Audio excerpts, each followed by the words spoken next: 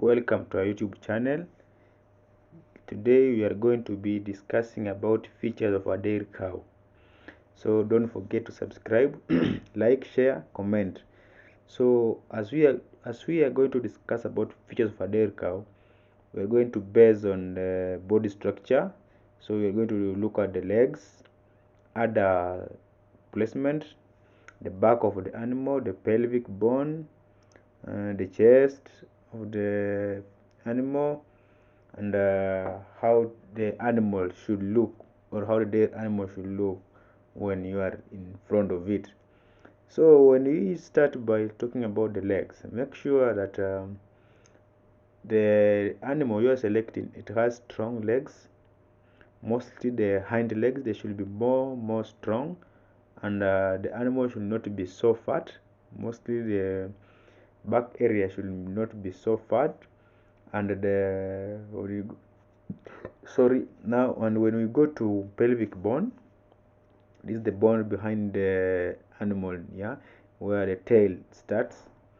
So make sure the pelvic bone is well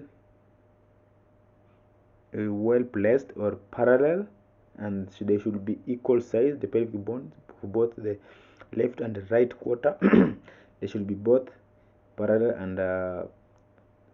and straight, and the back of the animal should be straight. Don't go and select a dairy animal that you find either the back is bent or has different deformities. So make sure the back of your dairy animal is very straight. That is, the backbone should be very straight, and the chest of your animal should be very broad, broad chest, and that is a good dairy animal. It should have a broad chest. And also, when you look at the udder, this is the where the milk is usually being produced. The udder should be well positioned, yeah. It should not be too big or too small. It should be well positioned and well fit, yeah, between the hind legs, and it should be symmetrical in shape, yeah. It should be symmetrical in shape, and the animal should not be so fat. That is another thing that you should consider, and should not be so thin. And remember, when the animal is too fat, there is a vein, we call it milk vein, that is lower near the udder. Most people think that that is a vein of milk, but no, that is where there is a blood vessel that transports nutrients to the udder for the production of milk.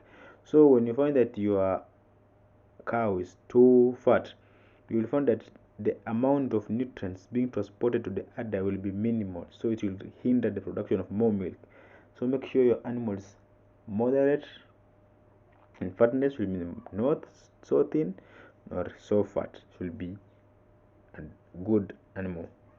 Another thing is, when you're standing in front of your animal, make sure that your animal has a V shape, yeah.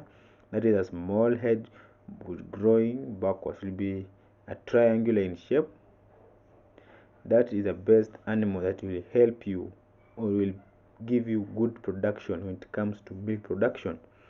Another thing you should consider is feed, okay. And when you talk about feed, make sure you give feed according to the category: the heifer, milking ones, and the ones that you are drying. So for the heifers mostly feed them on hay,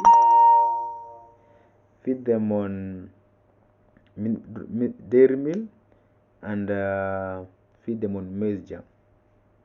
You know, when you feed them on hay will help your animal to enlarge its stomach.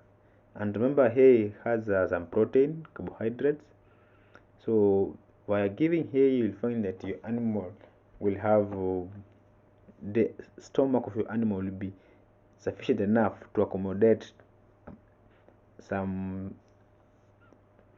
lot of feed, yeah, and will help your animal to produce more milk, because the stomach will be very enough. And remember, I also give it dairy milk, and dairy milk is mostly balanced feed for dairy animals, and it has high protein Also maize germ that has energy, so you'll find that your heifer will be well growing. When you talk about the milking ones, those are the ones that have paturated. Those ones should give them silage, hay, dairy meal, mineral salts, and maize germ. Silage contain mostly silage is high in protein and carbohydrates. Yeah, that is energy. Hay has energy and proteins, but remember the protein in hay is very little. So but hay helps stabilize the rumen of the animal. So make sure you give it silage with little amount of hay and dairy meal as always. Mineral salts 200 grams per animal, that should give it, and maize germ, because maize germ mostly, as we know, it contains high energy in it. Yeah. When you talk about the drying ones, okay, then I will depend on the stage, either that they're near being paturating. So when they're almost being paturating, make sure you steam them up. Yeah, that's where you provide your animals with the dairy meal, enough mineral salts to control the acts of milk fever and retain after birth. Make sure you give them enough minerals and also enough carbohydrates, yeah, for energy production. That will help your animal to get more milk after pasteurization, and the animal will have more energy during and after pasteurization. So make sure you consider that. So, and when it comes to cleaning also, there's another factor. Make sure you clean your pen mostly or regularly or daily. Clean your pen. Make sure the animals are sleeping at a clean place.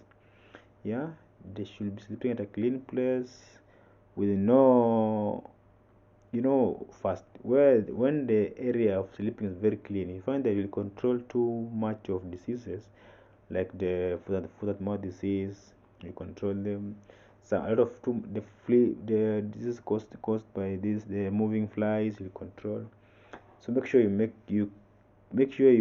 maintain cleanliness in your pen.